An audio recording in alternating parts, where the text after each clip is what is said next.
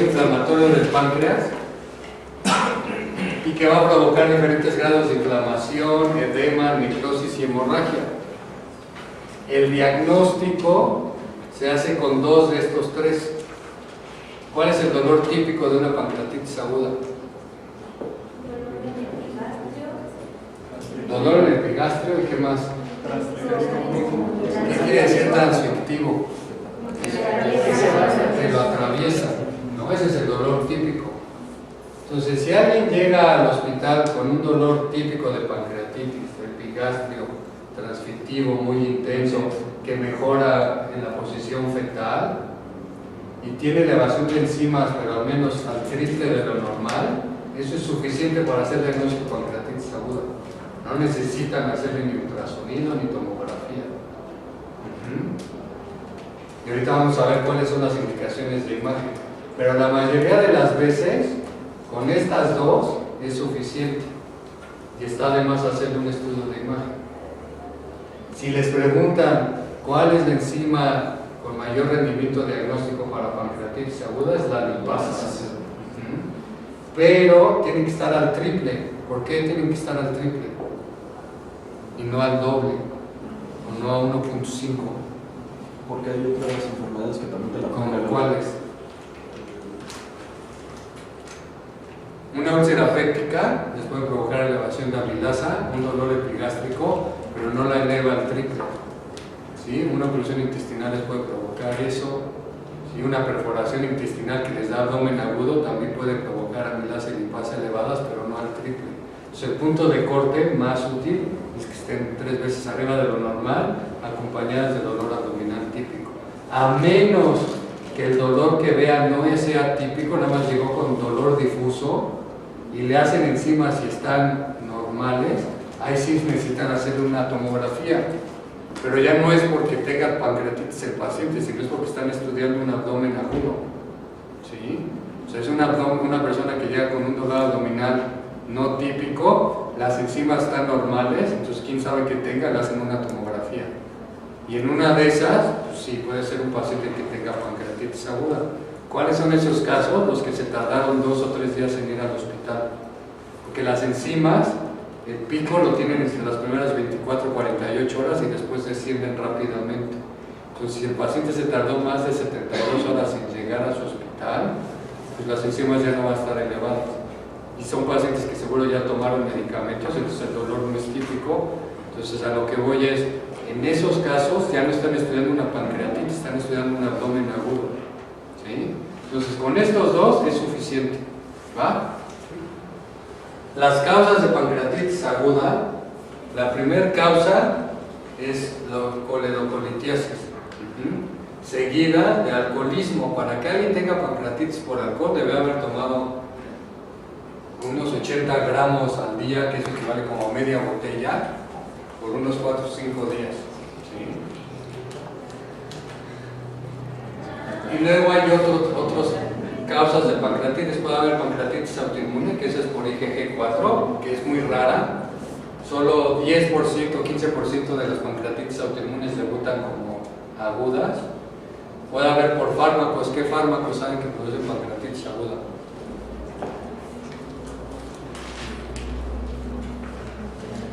Las ciclinas. Los inhibidores de la enzima convertidora de angiotensina pueden ser, los diuréticos como la furosemida, la satioprina. Hay algunos casos de esteroides con prednisona que pudieron haber sido causados por causar pancreatitis aguda. Los vemos más en niños cuando están sometidos a quimioterapia, doxorubicina y todo eso. ¿Ah? Y es muy difícil, también es un diagnóstico de exclusión. La única forma de saber si un fármaco le causó pancreatitis es quitárselo y volvérselo a dar y ver que le haya dado pancreatitis, y eso obviamente no es ético, ¿no? Iatrogénica, ¿cuál es la causa más común de pancreatitis iatrogénica? La sepre. Y eso es más común en los meses de marzo y abril, ¿por qué? Los residentes. Están aprendiendo a hacer sepres, ¿no? Entonces, si les ponen amarillos, aguántense hasta por ahí de junio y julio, ¿no? Luego, infecciosa, puede haber infecciones, sobre todo por el Coxsackie o el virus de las paperas, que les puede dar pancreatitis. Hereditarias es rara, Generalmente esa da más pancreatitis crónica, pero es por mutaciones en el gen de la fibrosis quística, del tripsinógeno catiónico o del inhibidor del tripsinógeno catiónico. ¿Cuál es la causa principal de pancreatitis metabólica?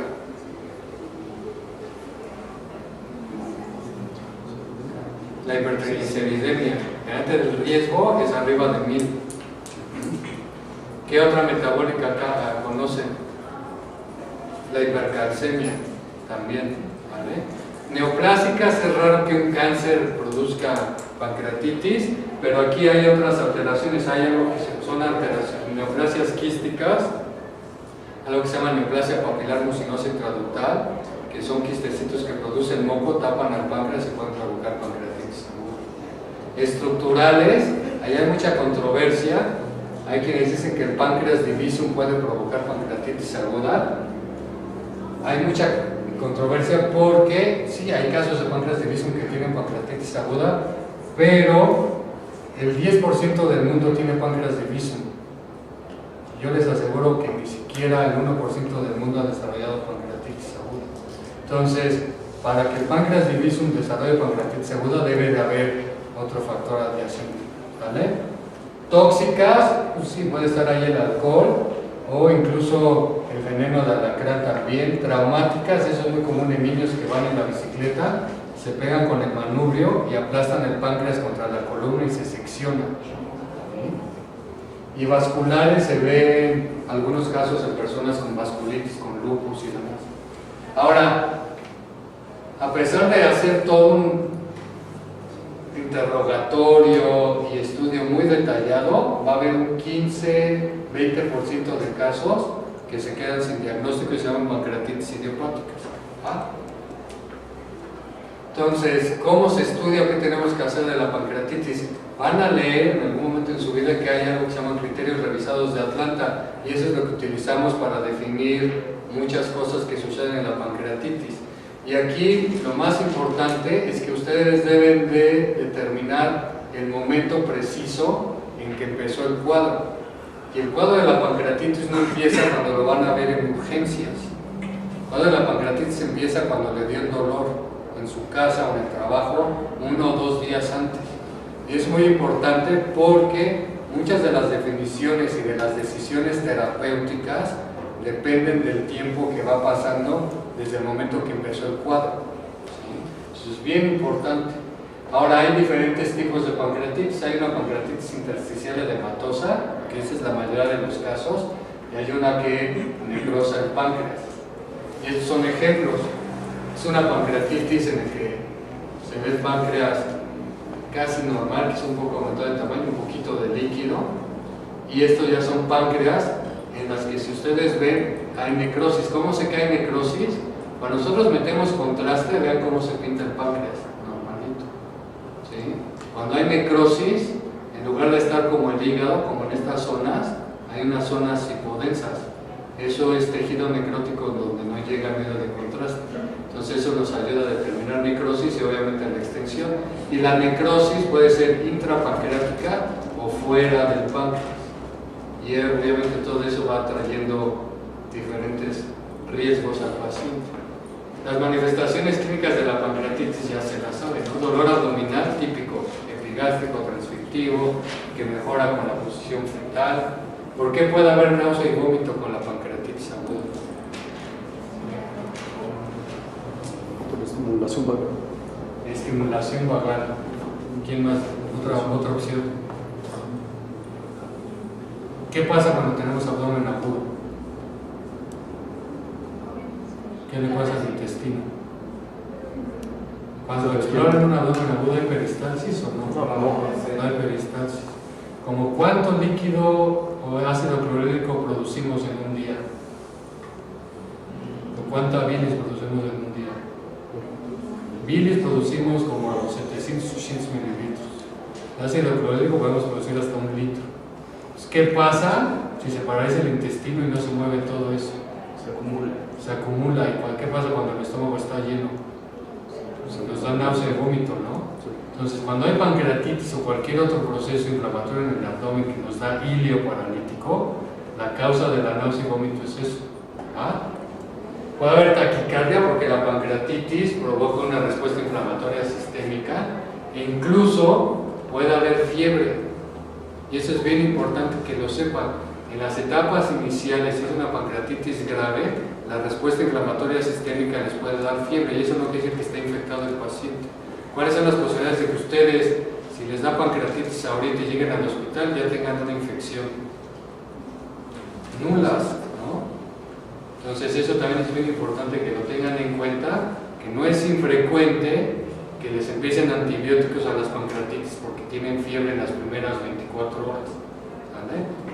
Puede haber resistencia abdominal, ya que hablamos de los ruidos intestinales ausentes, y en aquellos pacientes de origen biliar pueden tener ictericia. No todos, porque a veces pasa la piedra, nada más le produjo la pancreatitis y liberó. Entonces, esa clasificación de Atlanta, de acuerdo a lo que vemos, clasifica la pancreatitis en pancreatitis intersticial, que ya se las dije, o en pancreatitis necrosante, y la necrosis puede ser pancreática, peripancreática, pancreática sola o peripancreática sola, y cada una puede ser estéril o infectada. Esto, si nosotros le hacemos una tomografía al paciente, así se clasifica en las primeras 4 semanas de la pancreatitis. Pero es importante ver cuándo inició el cuadro. En estas primeras 4 semanas, que lo vamos a ver después, puede haber complicaciones locales. El tipo de complicaciones o cambios que vemos es colecciones líquidas agudas, así se llaman, es nada más líquido libre alrededor del páncreas. Estas son muy comunes en la pancreatitis intersticial y se ven en la tomografía homogéneas, llenas de líquido y sin cápsula, como las que les enseñé acá. O sea, son colecciones líquidas agudas. El líquido se ve homogéneo, no hay cápsula, pero nada más. ¿Sí? Puede haber colecciones necróticas. Entonces, ya cuando una pancreatitis se necrosó, estas son colecciones heterogéneas, es combinación de líquido y sólido y no tienen cápsula. Y estas van a ver, puede ser, no estas todas tienen cápsula. Hagan de cuenta que es esto sin capsulita, entonces hay líquido y sólido. Pero eso se ve en las primeras 4 semanas. Ya que pasan 4 semanas del inicio del cuadro, si ustedes hacen una tomografía a alguien, ahí sí ya pueden ver pseudoquistes. Pues un pseudoquiste no aparece antes de 4 semanas de una pancreatitis aguda. Y estos se ven como colecciones también líquidas homogéneas y tienen una cápsula bien definida. Y hay un concepto que se llama necrosis encapsulada. Estas también no ocurren hasta después de 4 semanas. Entonces es pancreatitis necrótica, peri o pancreática, diferentes cantidades de sólido y líquido y tienen una pared bien definida como las que les enseñé aquí. Aquí hay mucho sólido y líquido y aquí se alcanza a ver una cápsula que la delimita. Eso quiere decir que es una pancreatitis con una evolución mínimo de 4 semanas. ¿Sí? ¿Sí quedó claro esos conceptos? Sí. Bueno, pues ya que tienen el diagnóstico de una pancreatitis aguda, ¿qué le tienen que hacer? Se pueden acordar con esta mnemotecnia de hay que perfundir al paciente, hay que darle analgesia. Lo que está en rojo son cosas que se deben de individualizar y que puede haber mucha controversia. Hay pacientes que requieren apoyo nutricional, va a haber algunos casos que requieran siempre, no todos. Va a haber algunos que requieran una tomografía al inicio, durante la evolución, o un abordaje de radiología intervencionista. Tienen que hacer una evaluación pronóstica al inicio. Hay algunos pacientes que van a necesitar antibióticos, no todos, y pues tienen que ir resolviendo complicaciones conforme se vayan presentando. Todo eso se tiene que hacer casi simultáneo durante la evolución de la pancreatitis. En la fase inicial de la pancreatitis, hay varias fases. Pues en la fase inicial, en las primeras horas, pues eso es pura fisiopatología, ¿no? Hay activación por la razón que sea de la tripsina dentro de los conductos pancreáticos y esto va a provocar que se active y va a producir la inflamación y el desarrollo de la pancreatitis. En las etapas iniciales, en las primeras horas, prácticamente no hay ninguna muerte, ni falla orgánica, ni infecciones. Luego hay 2 etapas dentro de la evolución de la pancreatitis aguda. Hay una etapa temprana que involucra las primeras 2 semanas de inicio del cuadro. En estas es donde vemos mucha inflamación intra y extrapancreática, hay mucha liberación de mediadores de la inflamación. Esto puede traer muchos trastornos en la microcirculación. Si el paciente no está bien hidratado, puede cursar con isquemia pancreática y esto provoca necrosis. Si no lo atienden adecuadamente, la necrosis puede progresar y esa necrosis incrementa todavía más la respuesta inflamatoria sistémica y el paciente se pone peor. Lo que sabemos es que en estas primeras 2 semanas, pues sí puede ocurrir entre un 10 y 30% de muertes. ¿Por qué son las muertes? La mayoría son por falla orgánica. Si ven aquí, la cantidad de infecciones es bajísima. Entonces, en estas primeras etapas, lo que pone grave a los pacientes es la intensidad de la respuesta inflamatoria sistémica. Después de la tercera semana, entre la tercera y cuarta, que ya decimos que es la etapa tardía de la pancreatitis, ya puede haber complicaciones. Cuando la necrosis es muy grande, el paciente ha estado mucho tiempo en ayuno, puede haber translocación bacteriana y eso provoca infecciones. Y aquí, entre el 20 y 30% de muertes que vemos, la mayoría ya se asocia a infecciones, ¿sí? Entonces esto es importante también que lo recuerden porque de esto se basa la necesidad o no de hacer estudios de tomografía, de cuándo iniciar antibióticos o cuándo esperar ya complicaciones infecciosas. Entonces, la mayoría de las pancreatitis, el 80% de las pancreatitis agudas van a ser leves. Esos en 4 o 5 días ya están en su casa como si nada. El 20-30% restantes son graves. A nosotros nos importa mucho detectar los graves porque entre 30 y 50% de ellos se van a morir, sin importar lo que ustedes hagan. ¿Por qué los queremos detectar? Porque hay muchos de ellos que podemos salvar si los mandamos rápidamente a terapia intensiva y les damos un manejo agresivo. Estas muertes, ya les dije, pueden ser por fallo orgánico o complicaciones infecciosas. ¿La tardía es después de 4 semanas? A partir de la tercera semana. Ahora, les digo, hay muchas cosas que tienen que ir haciendo simultáneamente. Llega el paciente a urgencias, le diagnostican pancreatitis aguda con el dolor y las enzimas, inmediatamente tienen que tratar de estimar la gravedad. Hay muchos sistemas, está su ojo clínico, que es malísimo de todos, es decir, a mí me da que está leve, pues eso no sirve, ¿no? Pero hay quien lo hace. Están los criterios de Ranson, hay unos criterios de Glasgow que son modificados de Ranson para pancreatitis biliar. Está el Apache, que quien haya calculado Apache sabe que es casi imposible calcularlo. Hay marcadores en suero que son poco útiles en las primeras etapas y criterios de imagen que casi no los utilizamos. Los criterios de Ranson, que quizás son los que más les vayan a preguntar, pues son muy útiles. El problema es que tienen que esperar 48 horas para tenerlos completos, ¿sí? Entonces tienen que determinar esto al ingreso y 48 horas después volver a calcular todo eso, pero vean cómo necesitan hacer una gasometría, calcular el déficit de base, calcular todo el balance hídrico, y esto después de 48 horas es casi imposible que lo hagan. Sería ideal, pero es bien difícil que lo tengan. Entonces es una gran limitación de los criterios de Ranson, pero no dejan de ser quizá los que más se utilizan. Lo que sabemos es que cuando se cumplen 3 o más criterios de Ranson, ya se considera una pancreatitis grave y el riesgo de mortalidad aumenta conforme van agregando criterios. Entonces de 3 a 5 la mortalidad es como del 15-18%. Cuando ya tienen 9 o 11, el 80% de los pacientes se pueden morir. ¿Sale? Hay algo que se llama criterios de Baltasar. ¿Quiénes los han escuchado? ¿Cómo se calculan los criterios de Baltasar? Se hace una tomografía y se calcula la necrosis. Y luego, dependiendo de los datos de tomografía más el grado de necrosis, ya le vas dando un exactamente. Entonces, han escuchado que hay Baltasar A, B, C, D y E, ¿no? Entonces, Baltasar A es un páncreas normal. Baltasar B es un páncreas aumentado de tamaño, que es la pancreatitis intersticial. Baltasar C es aumento del tamaño del páncreas y ya empieza a haber inflamación alrededor. Hay quienes dicen que hay como deshilachamiento de la grasa peripancreática. Luego Baltasar D es que ya hay una colección líquida, y Baltasar E es que hay más de una colección líquida. Hay algo que se llama índice de gravedad tomográfico. Se basa en esto. El índice de gravedad tomográfico es juntar las letras de Baltasar, B, C, D o E, y le ponen un puntito a cada una de esas.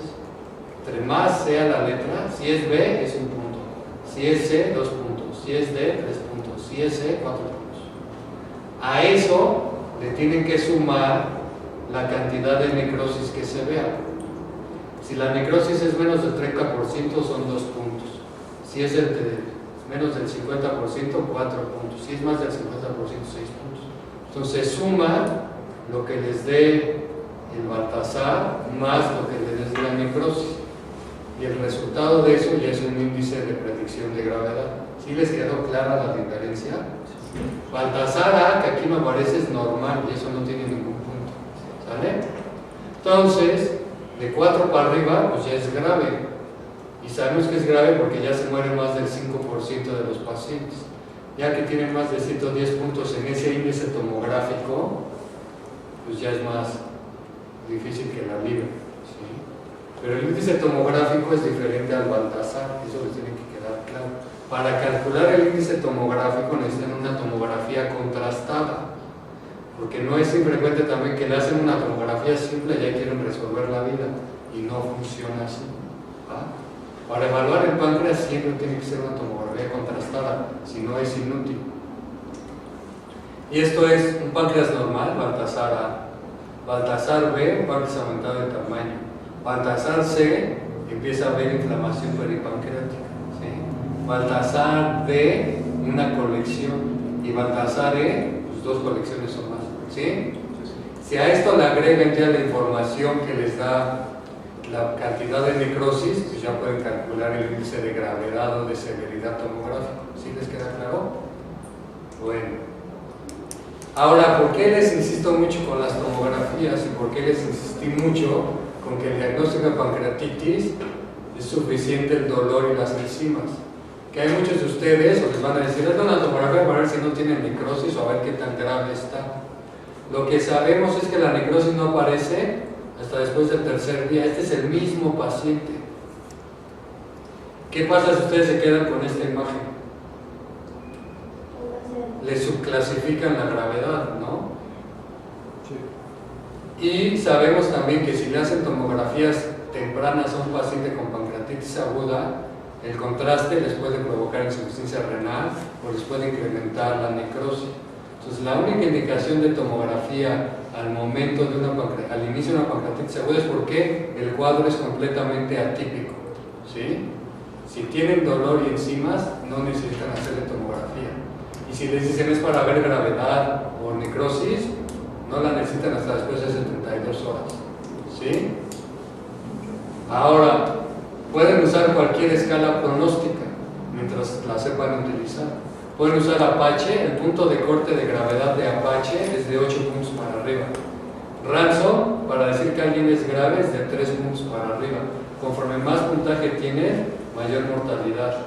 El hematocrito es un factor predictor de necrosis.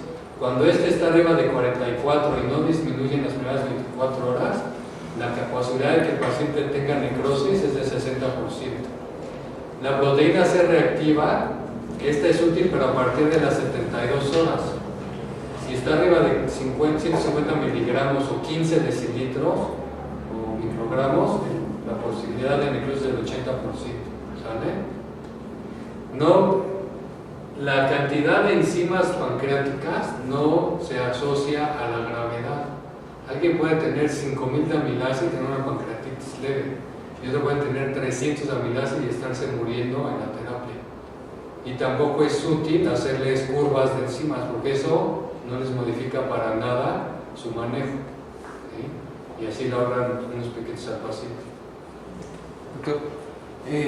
A las 72 horas se hace la tomografía para poder hacer un criterio de gravedad. Si es que tú quieres hacerla, pero realmente no hay una indicación clara. La mayoría de los pacientes no necesitan una tomografía en las primeras 2 semanas. Y ya si se realiza, ¿cuándo se toma un nuevo control? ¿Cuánto hay que esperar entre la primera y Todos los controles de tomografía e intervenciones dependen de la evolución del paciente.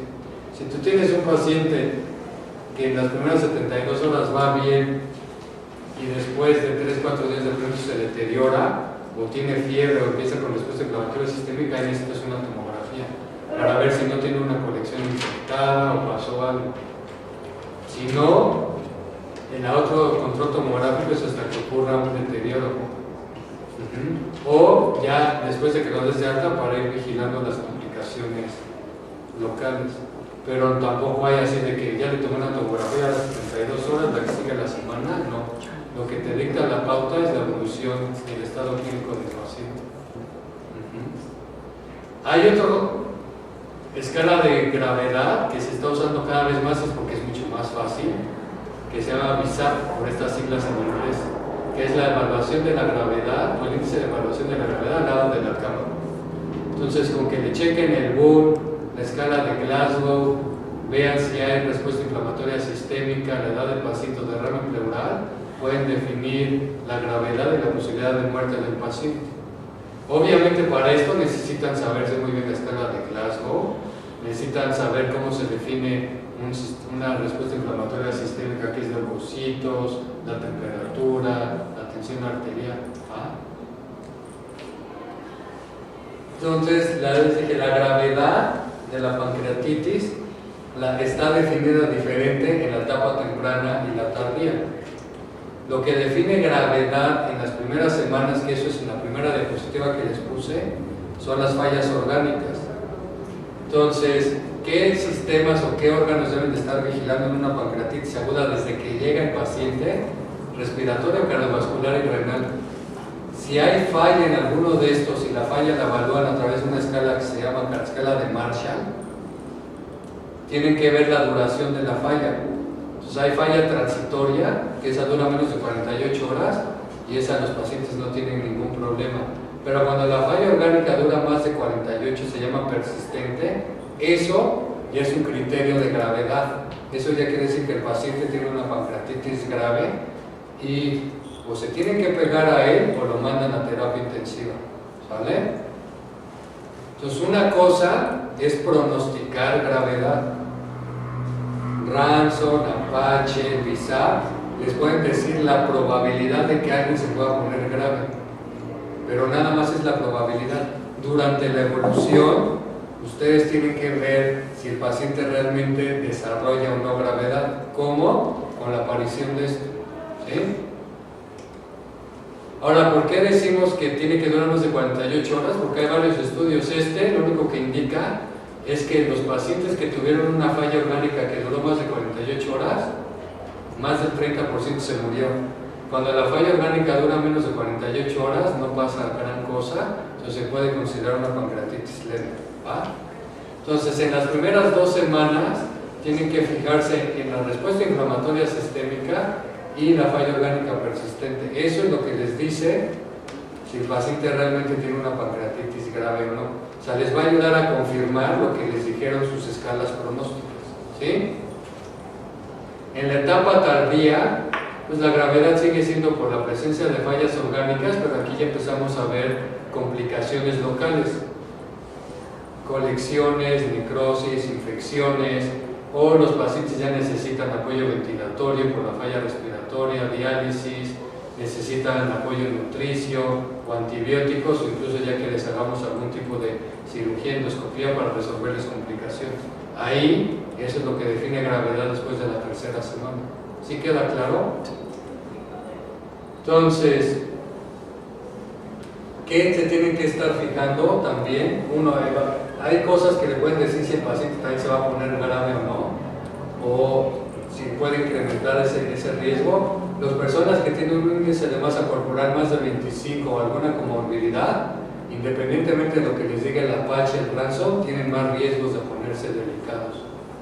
Hay una forma de estratificar esos riesgos que ya los vimos y tienen que ir monitorizando la respuesta al tratamiento inicial. Entonces, el manejo, además del diagnóstico y de pronosticar gravedad, también tienen que hacer al mismo tiempo todo esto. Dejar al paciente en ayunas empezar a monitorar sus signos vitales, monitorizar su saturación de oxígeno y estar monitorizando la hidratación. ¿Cómo? Pues le conectan un pulso oxímetro, le ponen una fonda Foley o nada más le están vigilando la diuresis, ¿sí? Le tienen que dar aporte de oxígeno. El oxígeno es importante porque eso puede disminuir la hipoxemia del páncreas y disminuir la necrosis. Tienen que hidratarlos también agresivamente para evitar la hipoperfusión pancreática. Tienen que controlarles el dolor, porque algún paciente que tiene mucho dolor abdominal no respira bien, empieza a acumular secreciones y eso es la mejor forma de que desarrollen neumonías, ¿sí? O al contrario, están respirando tan superficial que pueden empezar a hacer alcalosis respiratoria y eso les provoca otro tipo de complicaciones, ¿sí? Entonces, también es importante quitarles el dolor. Ahora vamos a ver cómo hidratarlos y cómo ir vigilándolos. Entonces ya quedamos que la tomografía, en un inicio, si tienen enzimas y dolor característico, no hay necesidad, a menos que sea un cuadro atípico. Durante la evolución de la pancreatitis, cuando los pacientes empiezan a complicarse o a deteriorarse, ahí sí vale la pena hacer una tomografía con contraste para ver si no hay necrosis, si no hay infección o si necesitan drenarle algo. Y ya que el paciente se fue de alta, pues es para monitorizar cómo van esas colecciones, ¿sí? Entonces ya lo vimos que la necrosis aparece generalmente después de las 72 horas. La sonda nasogástrica. El que alguien tenga pancreatitis no es un boleto rápido para que le pongan una sonda nasogástrica, ¿sí? Las únicas indicaciones de sonda es cuando el paciente tiene vómito persistente o que hay un dato de obstrucción, ya sea gástrico o colónico. Si el paciente no está distendido, no tiene dolor, no está con vómito, no necesitan ponerle una sonda nasogástrica, porque eso nada más les afecta más la vía respiratoria, los invade y le puede provocar sinusitis o agregar otro sitio de sangrado. Entonces no en automático les tiene que poner sonda. Además, el que le pongan o no sonda no modifica la evolución de la enfermedad, ¿sí? ¿Cómo los van a hidratar? Hay muchos estudios que dicen que la mejor solución para hidratar a los pacientes con pancreatitis son los cristaloides, y de los cristaloides el Ringer lactado. ¿Por qué? Porque disminuye la respuesta inflamatoria sistémica y disminuye mucho las complicaciones. El problema es que en México no hay Ringer lactado. Lo que más se le parece es la solución Hartmann. Entonces, de preferencia usen Hartmann, porque si usan salina, además de que puede persistir la respuesta inflamatoria sistémica, les puede dar acidosis hiperclorémica, hipernatremia, entonces se complican más, ¿sí? Doctor, para fines del ENAM, si viene Ringer y si Hartmann, tienen Ringer lactado, ¿cuál? Ringer lactado, porque eso viene en los libros y en las guías y todo eso. Si no viene Ringer lactado y viene Hartmann, pónganle Hartmann, ¿va?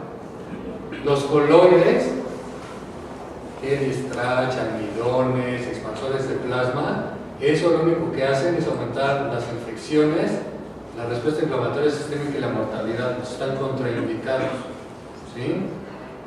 ¿Cómo se deben de administrar? Lo deben de individualizar, pero también si se los pregunta, deben de calcularle 5 a 10 mililitros por hora. Lo importante es que no pasen de estos números en las primeras 24 horas.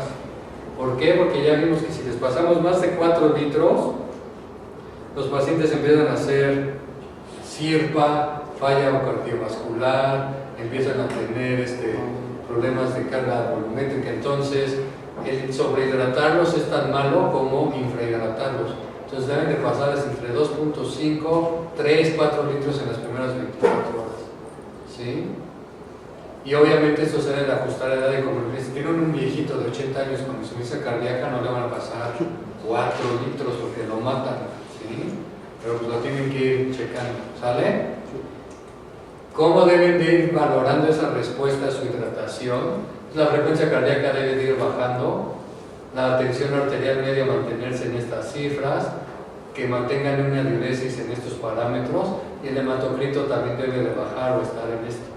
Si baja de 35, eso quiere decir que ya lo sobrehidrataron y se puede poner mal el paciente, ¿sale? ¿Qué va a ir con los antibióticos? ¿La diuresis de cuánto tenía que ser, doctor? ¿La qué? Diuresis. 0.5 a 1 mililitro kilo hora. Pero es igual, tienen que ir evaluando las tendencias, no los números absolutos. Pero yo sé, para fines del examen ahí lo tienen. ¿Vale? Una cosa es la teoría y otra cosa es la práctica. Pero hay cosas como la sobrehidratación que esa sí la tienen que respetar. Los antibióticos, hay muchas veces que llega el paciente, les digo, con fiebre, pum, pongan antibióticos. Y es bien raro que alguien de su casa con pancreatitis llegue infectado, ¿no? Ya les dije que muchas veces la fiebre en las primeras 24-48 horas puede ser una respuesta inflamatoria. Ahora sí hay muchos estudios porque siempre había una tendencia a darles profilaxis, así no va, para que no se infecte, ¿no? Y lo que se vio es que las personas que les daban antibióticos desarrollaban lo mismo de necrosis infectada, incluso ni se prevenía la necrosis y se sobreinfectaban o tenían bacterias más resistentes. Entonces, en la actualidad no hay indicación de antibióticos profilácticos para necrosis y tampoco los antibióticos profilácticos disminuyen la mortalidad. Entonces, el uso profiláctico de antibióticos incrementa las infecciones, incluso infecciones por hongos o por organismos multiresistentes. Entonces, no se recomienda profilaxis. Se deben de individualizar y nada más iniciarlos cuando tengan datos clínicos de sepsis. ¿Sí? El paciente llegó relativamente bien, después de la segunda semana empezó con fiebre, leucocitosis, pues eso quiere decir que tiene una infección. ¿Dónde? Pues la tienen que buscar. Mientras la encuentran, le pueden empezar antibióticos. Entonces, al mismo tiempo que inician los antibióticos, tienen que buscar el sitio de infección. Hemocultivos, urocultivos, placa de abdomen, cultivar las puntas de los catéteres.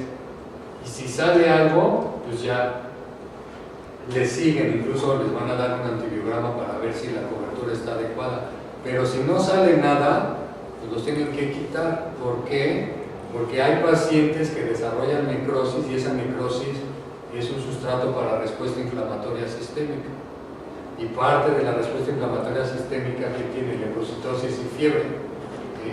Entonces, ya que descartaron un foco infeccioso, pues ya después de 10 días, para no generar resistencia, se los quitan. ¿Sale? Si no, si encuentran algún foco infeccioso, pues ya les siguen. ¿Qué hay de la nutrición? Generalmente, la mejor forma de nutrir a los pacientes con pancreatitis aguda es utilizando la vía enteral. ¿Y eso por qué? Porque se ha visto que utilizando el intestino disminuye el riesgo de infecciones, disminuye la translocación bacteriana, disminuye la respuesta inflamatoria sistémica. Entonces siempre hay que favorecer el uso de la vía enteral. También disminuye la mortalidad. Entonces, la mejor forma en los casos graves es ponerles una sonda de nutrición nasoenteral.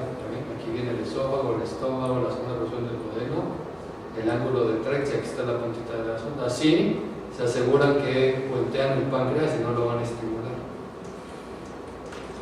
Ahora, ¿cómo van a hacer esto? Los casos leves generalmente se quedan en ayuno no más de 3-4 días. Entonces esos no necesitan nutrición enteral ni parenteral. Después de 3-4 días, el dolor desaparece, la peristalsis reaparece y le pueden empezar dieta a los pacientes leves. Los graves, eso sí, cuando ustedes tengan su pronóstico de gravedad sea alto o incluso ya tengan la definición de gravedad por una falla orgánica, pues entonces ya saben que el paciente va a estar en ayuno más de 7 días. Entonces en estos pacientes ya graves, lo ideal es empezarles nutrición lo más temprana posible, por ahí del 3er o 4 día, y siempre hay que preferir la enteral. Entonces esto es un esquema que también está en la revista de Gastro de México. Entonces cuando la pancreatitis es leve, por ahí del 3er o 4 día tienen que evaluar el control del dolor. Si el paciente ya no tiene analgésicos y no tiene dolor, tiene hambre y tiene peristalsis, ya le pueden iniciar la dieta. ¿Cómo? Pues empieza con líquidos claros y la tolera en 24 horas se la avanza. Si el paciente todavía tiene dolor hacia el 4.º día, aunque sea leve, o no tiene hambre, o la peristalsis no está presente, o se deterioró, pues eso quiere decir que va a estar en ayuno más tiempo, entonces le tienen que poner nutrición enteral. Aquí es importante que el paciente ya no tenga analgésicos. Es también bien común que lo tengan con una bomba de morfina y decir, pues ya no tiene dolor, vamos a darle de comer. Eso es como jugar infiltrado, ¿no? Entonces ya no tiene que tener analgésicos y básicamente que no tengan dolor. Cuando la pancreatitis es grave o leve, pero se va a prolongar el ayuno, pues le tienen que poner una sonda de nutrición nasoenteral y darle dieta. Ensure, Alitrac, lo que ustedes quieran. Y tienen que ver si lo tolera. Si el paciente tiene dolor, si se distiende el intestino o empieza con diarrea, eso quiere decir que no está tolerando la nutrición enteral. Entonces le tienen que bajar a la mitad y la otra mitad de calorías se la pasan por NPT, por nutrición parenteral. Si a pesar de bajarle la enteral a la mitad sigue con molestias, esa es la única indicación de ponerle nutrición parenteral total. Chiste es que el intestino de alguna otra forma tenga algo con lo que esté trabajando, si no, sí se puede complicar. ¿Sale?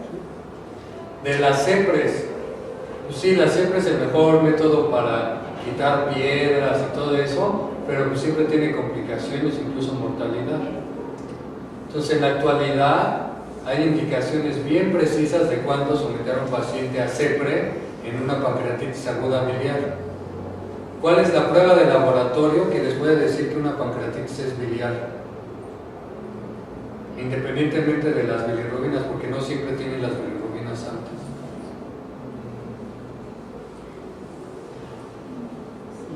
La AST. Cuando la AST, la LT, cuando la LT está alta, eso les da la probabilidad de que la pancreatitis sea biliar. ¿Sí? Obviamente, si tienen las bilirrubinas altas, la fosfatasa alcalina alta, pues más. Pero la prueba que les puede ayudar es la LT. Si tiene la GGT alta y la AST alta, ¿eso qué les puede indicar? Alcohólica. La alcohólica eleva la AST.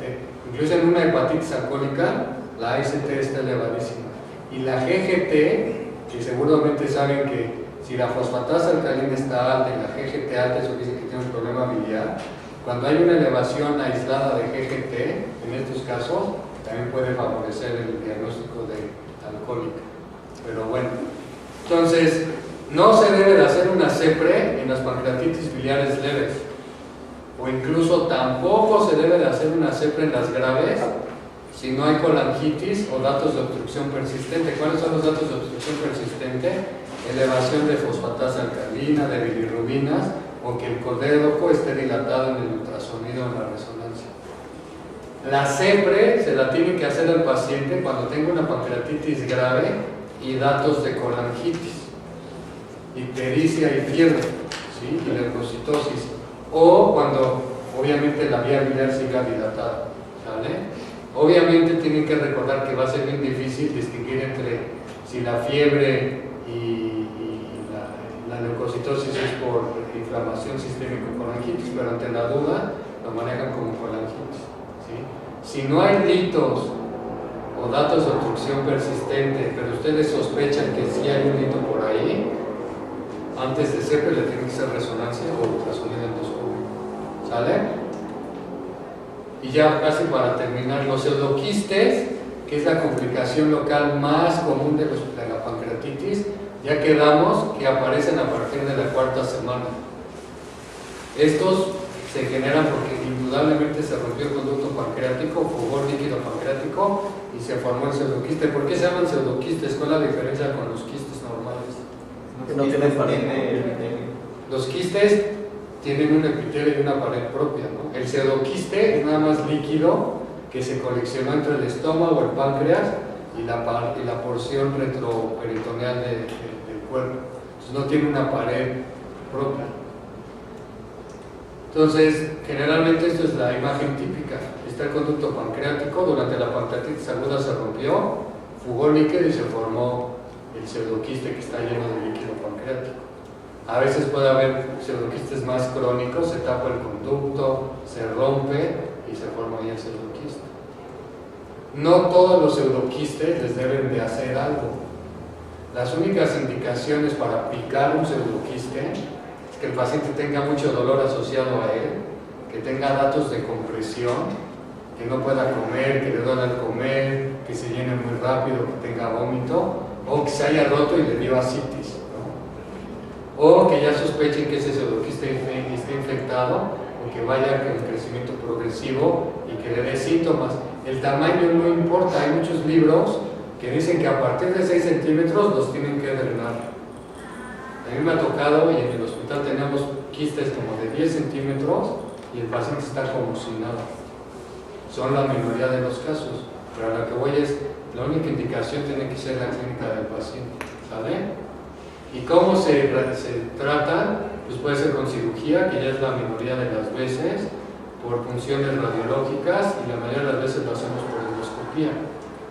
Y por endoscopía dan de cuenta que este es el estómago, este es el pseudoquiste, se lo está comprimiendo, entonces pues un radiólogo podría poner un catéter por aquí, un cirujano le puede hacer una laparoscopía y drenarlo al estómago, o por endoscopía, aquí a través del estómago hacemos una comunicación. Entonces así nos evitamos cirugías y ¿cómo se llama? Y tubos. Entonces, ¿cómo se hace? Lo ideal es hacerlo con algo que se llama ultrasonido endoscópico. El ultrasonido endoscópico es un endoscopio que tiene aquí su camarita y un transductor de ultrasonido chiquitito. O sea, a través de las paredes del estómago podemos ver el retroperitoneo y ver las conexiones. Y podemos meter una aguja y ya guiar el drenaje. En la vida real así se ve, aquí está el ultrasonido, esta es la pared gástrica y estamos viendo hacia la parte posterior y todo esto es el pseudoquiste. Todo esto es líquido con algo de detritos y algunos septos. ¿Sí? En este caso mide 10 por 8 centímetros. Entonces a través del ultrasonido metemos una aguja, metemos una guía y ya que tenemos la guía podemos meter ahí prótesis plásticas, que se llama doble cola de cochino, y hacemos un agujerito en el estómago y comunicamos el quiste con el estómago y por ahí se drena. Y esto es ya como se ve por el estómago. Aquí está el dilatador, ya metimos la guía y aquí ya está saliendo el líquido del pseudoquiste al estómago. Y ya se drena internamente y ya no hay problema. ¿Sí? Da un balón, se dilata y ya queda así. ¿Sale? Y la necrosis es igual, la necrosis ya vimos que puede ser no organizada, pero la que más nos interesa es la encapsulada, que esa también es después de 4 semanas. Y cuando vayan a hacer cirugía, lo ideal de meter un paciente con pancreatitis a cirugía, el tiempo ideal es lo más tardíamente posible. Entre más pase el tiempo, más fácil va a ser y menos procedimientos van a necesitar. Después de 4 o 6 semanas, todos los pseudoquistes y las necrosis ya están líquidas. Si lo hacen en las primeras semanas, lo único que van a ver es como plastilina derretida y no hay forma que lo puedan resolver de una sola vez. Entonces eso hace que los pacientes se compliquen y se compliquen. Entonces, lo ideal es aguantar la cirugía o los procedimientos endoscópicos lo más posible. ¿Para qué? Para que también ya esta necrosis tenga una cápsula, esté bien organizada y sea lo más líquida posible. Y esto es más o menos lo que pasa. El páncreas se necrosó, las primeras semanas todo esto se está licuando, se está formando la cápsula. Esto puede ser grasa todavía medio derretida y ya para la 4ª o 6ª semana ya es casi todo líquido y es más fácil de manejar. ¿Sí? Necrosis, esto es más necrosis que se está licuando. Y puede haber necrosis estéril. ¿Cómo sabemos que es estéril? Porque el paciente no tiene fiebre y no tiene gas, no tiene burbujas de aire. Cuando es estéril, la podemos nada más vigilar y la única indicación de drenarla o de debridarla es que el paciente tenga dolor, intolerancia, se deteriore, tenga respuesta inflamatoria sistémica persistente. Y el manejo es igual, quirúrgico, endoscópico o percutáneo, de acuerdo a la experiencia que tengan en los hospitales donde estén. Y la necrosis infectada, que esa sabemos que está infectada porque ven a ver aquí que hay gas. Vean cómo en las primeras 2 semanas todavía está así medio irregular y para la día 17 ya tiene una cápsula y está toda contenida aquí y es mucho más fácil de manejar. Entonces ya que hay infección, pues lo ideal es sí drenarla. Otra vez, ¿cuándo? Lo ideal es lo más tardíamente posible. Entonces, ¿qué solemos hacer? Si está en las etapas más iniciales, es empezar el antibióticos al paciente y tratar de aguantarlo y apoyarlo lo más posible para que la necrosis se organice y sea más fácil de manejar. Obviamente hay pacientes que se deterioran tanto que tienen que entrar a cirugía de urgencia, pero esa es la minoría, ¿sale? Y el tratamiento es lo mismo, puede ser endoscópico, puede ser quirúrgico, o incluso se pueden hacer percutáneos, ¿va? Y pues ya vimos que puede ser estéril lo más tardíamente posible, igual de las necrosis infectadas, que puede ser de diferentes formas.